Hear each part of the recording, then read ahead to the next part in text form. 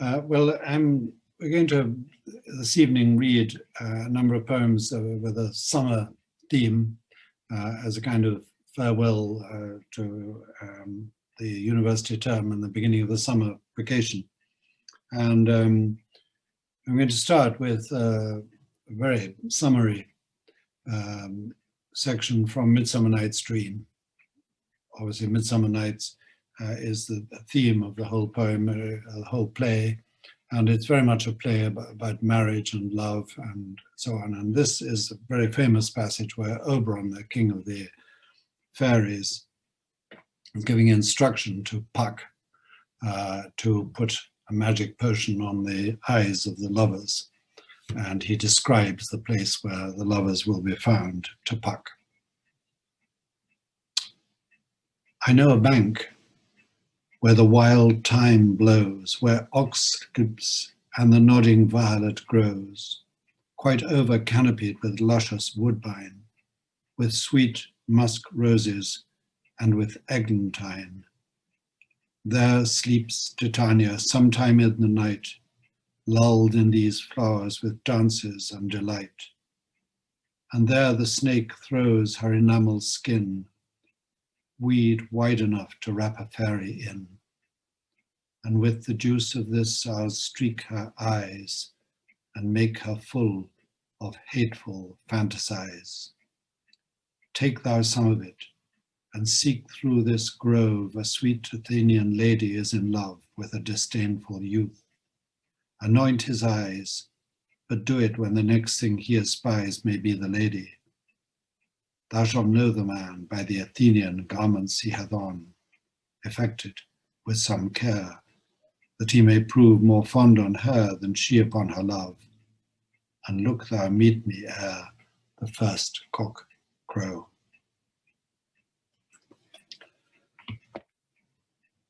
And I'm then going to read two very short poems by the American poet Emily Dickinson, who has become very, very much a staple part of American life and literature. And the first of these simply begins with the word faith, and the second with the word hope, and the third with love. Faith is the peerless bridge supporting what we see unto the scene that we do not.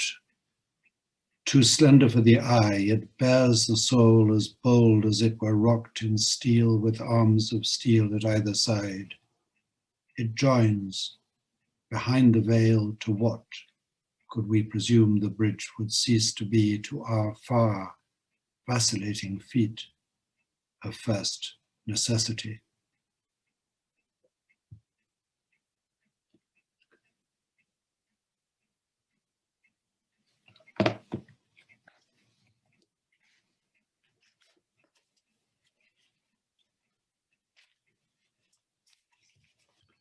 Hope is the thing with feathers that perches in the soul and sings the tune without the words and never stops at all.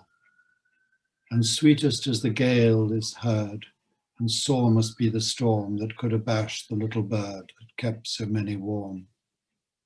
I've heard it in the chillest land and on the strangest sea, yet never in extremity it asked a crumb of me.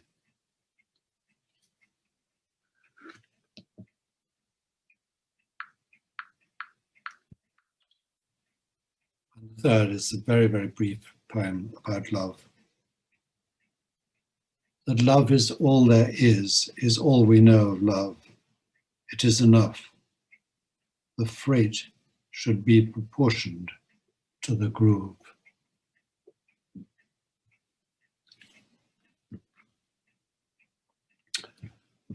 Well, those two come from the 19th century, and the poems I'm next going to read all come from either just before the end of the 19th century or the beginning of the 20th century. Three English poets who all in different ways became associated with the First War, though in fact A. Huysman wrote long before it, but because his poems became very much favorites of people involved in the war, they've somehow become associated with it. But this is a poem, really a very nostalgic poem for Breeden Hill in summertime. It's called Breeden Hill. In summertime on Breeden, the bells they sound so clear. Round both the shires they ring them in steeples far and near, a happy noise to hear. Here of a Sunday morning my love and I would lie, and see the coloured counties and hear the larks so high about us in the sky. The bells would ring to call her in valleys miles away. Come all to church, good people come and pray. But here my love would stay. And I would turn and answer among the springing time, Oh, peal upon our wedding and we will hear the chime, and come to church in time. But when the snows at Christmas on Breeden top were strown, my love rose up so early and stole out unbeknown, and went to church alone. They tolled the one bell only, groom there was none to see. The mourners followed after, and so to church went she, and would not wait for me. The bells they sound on Breeden, and still the steeples hum. Come all to church, good people, O noisy bells, be dumb. I hear you, I will come.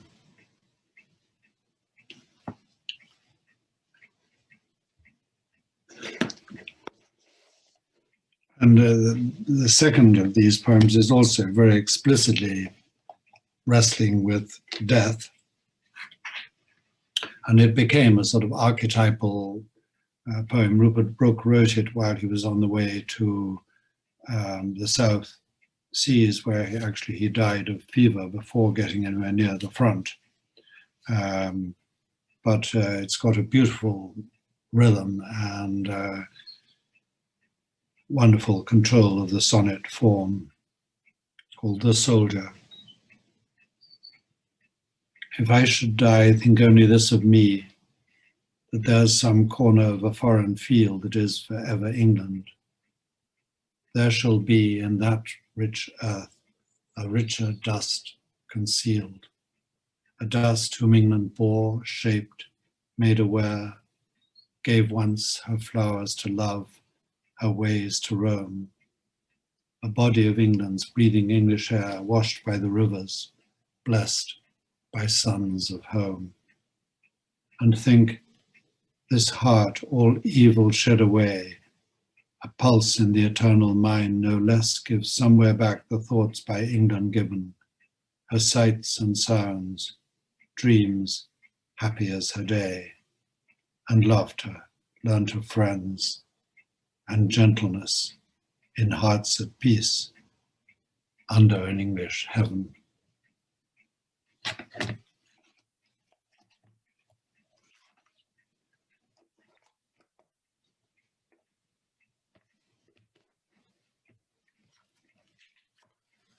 Finally, a poem that